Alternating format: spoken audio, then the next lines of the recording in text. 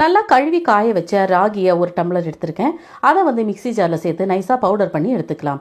இந்த பவுடரை ஒரு பாத்திரத்துக்கு மாற்றி ஒரு டம்ளர் தண்ணி சேர்த்து கட்டி இல்லாமல் கலந்து வச்சுக்கலாம்.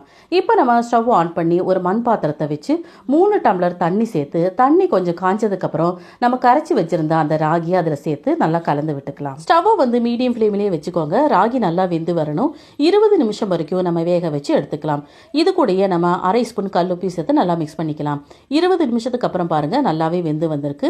இப்போ நம்ம ஸ்டவ் ஆன் பண்ணி மூடி போட்டு மூடி நல்லா ஆற விட்டு அதுக்கப்புறமா நம்ம ராகி எடுக்கலாம். மண் பாத்திரத்தோட சூட்டுல ராகி இன்னுமே நல்லா வெந்து வந்திருக்கும். ஒரு டம்ளர்ல 2 கரண்டி ராகியை சேர்த்து விருப்பமான அளவு மோரோ இல்ல தயிரோ சேர்த்து தேவையான அளவு தண்ணி சேர்த்து சின்ன வெங்காயத்தையும் சேர்த்து கட்டி இல்லாம கலந்து விட்டுக்கோங்க. கால்சியம், இரும்பு சத்து, கனிமச்சத்து இதெல்லாம் அதிகமா இருக்கிற ஒரு நிறைவான பானம் தான் இது. உடம்புக்கு குளிர்ச்சி தர்ற இந்த ராகி கூழ் ரொம்ப ரொம்ப டேஸ்டா இருக்கும். உடம்ப வலுவாக்கக்கூடிய சூப்பரான கூழ்.